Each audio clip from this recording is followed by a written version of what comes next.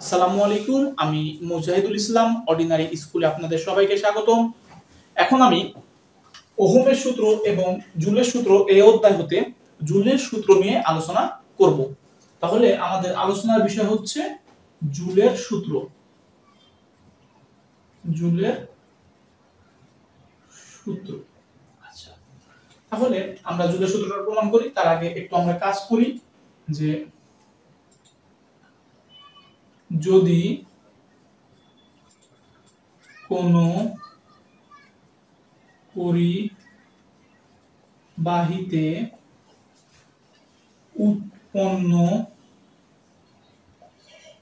তাপ H, প্রবাহিত current I, পরিবাহীর রোধ R এবং তড়িৎ প্রবাহের সময় T হয়, তবে 1 নম্বর উৎপন্ন তাপ প্রবাহিত কারেন্টের বর্গের সমানুপাতিক। 1 নম্বর দেখলাম আমরা উৎপন্ন তাপ প্রবাহিত কারেন্টের বর্গের সমানুপাতিক। যদি রোধ এবং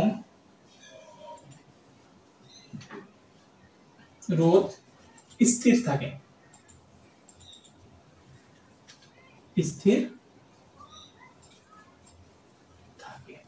এটা 1 নম্বর দেখলাম।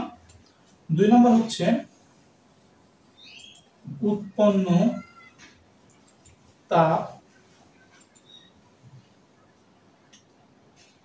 পরিবাহীর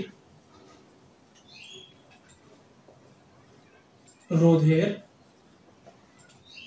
সমানুপাতিক।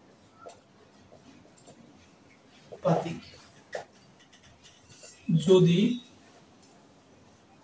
প্রবাহিত তড়িৎ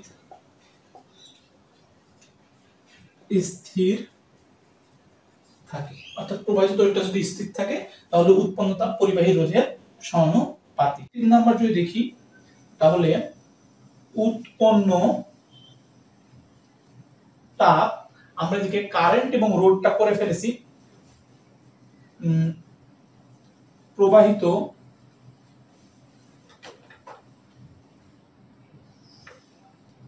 তড়িৎ এর সময়ের সমানুপাতিক বা উৎপন্ন তাপ সময়ের সমানুপাতিক। এখন এই ক্ষেত্রে যদি প্রবাহিত কারেন্ট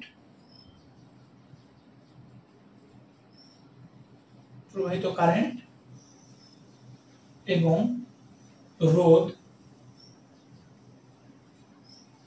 স্থির থাকে, অর্থাৎ রোধ এবং প্রবাহিত কারেন্টকে স্থির থাকতে হবে, তাহলে আমরা এখন লিখতে পারি যে এটাকে যদি আমরা এখন একটু সমীকরণ আকারে লিখি তাহলে আমরা লিখতে পারি যে এখান থেকে উৎপন্ন তাপ H সমানুপাতিক I এর উপর স্কয়ার, এটাকে আমরা দিলাম 1 নম্বর সমীকরণ। H সমানুপাতিক রোধ আর এটাকে দিলাম 2 নম্বর সমীকরণ। আর এখানে আমরা দিতে পারি H সমানুপাতিক T, এটা হচ্ছে 3 নম্বর সমীকরণ।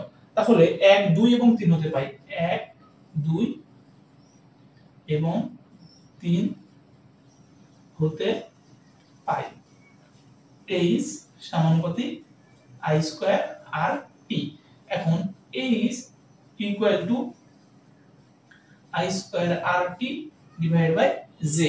j কি সমানুপাতিক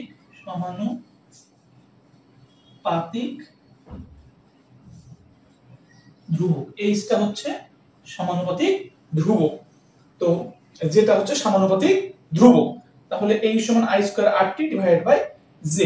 j এর মান আবার হচ্ছে 4.2, তাহলে আমরা লিখতে পারি h সমান i square rt divide by 4.2 joule per calorie. তাহলে এটা যদি আমরা ভাগ করে দিই তাহলে h সমান হচ্ছে 0.24 i স্কয়ার rt। যদি আমাদের প্রমাণে এটা চায় তাহলে এখানে প্রুফ হবে, আর যদি প্রমাণে এটা চায় তাহলে প্রমাণটা এখানে প্রুফ হবে, অর্থাৎ যেটা আমাদের প্রমাণ থাকবে আমরা সেটাই হচ্ছে প্রুফ করব। তাহলে আমরা এতটুকু বুঝতে পারলাম। এখন এ পর্যন্তই, আগামী ক্লাসে ইনশাআল্লাহ আমরা বাকিটুকু আলোচনা করব। আসসালামু আলাইকুম।